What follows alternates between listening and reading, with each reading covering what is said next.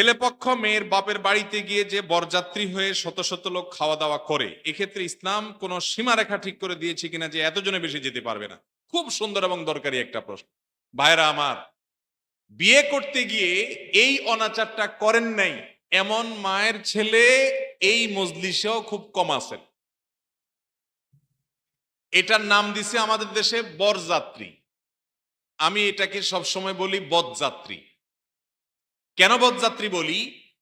বিয়ে উপলক্ষে ছেলে হিসেবে আপনি যাচ্ছেন বিয়ে করতে, আপনার সাথে দুইজন সাক্ষী থাকবে, আপনার অভিভাবক থাকবে, কয়েকজন থাকতে পারে যৌক্তিক। কিন্তু আপনি কি করছেন? বিয়ে উপলক্ষে রীতিমতো চুক্তি করতেছেন যে আমাদের তরফ থেকে 200 লোক যাবে। আপনাদের এলাকা হয় এগুলা? 300 লোক লাগবে, 500 লোক যাবে, তাদেরকে খাওয়াইতে হবে। কে? মেয়ের বাপ। বিয়ে উপলক্ষে একটা মাত্র খাওন আছে, সে খাবারের আয়োজনটা করবে কে? ছেলে। সে খাবারের নাম কি? ওয়ালিমা। এই ওয়ালিমা খাওয়াবে ছেলে। একটা আস্ত মেয়ে একটা সংসার থেকে উঠে চলে আসবে, সারা জীবনের জন্য আপনার বাড়িতে থাকবে। এই উপলক্ষে খুশির ছোট আপনি সবাইরে খাওয়াবেন, নতুন বউ ঘরে তুলছেন। ওই বেচারারা মেয়েরে বিদায় দিয়ে দিচ্ছে, মেয়েটা চলে যাচ্ছে, মনটা ভেঙে খান খান হয়ে যাচ্ছে। এরপরে আবার 200-300 মানুষ বসে বসে খাওয়াবে, কি দুঃখে।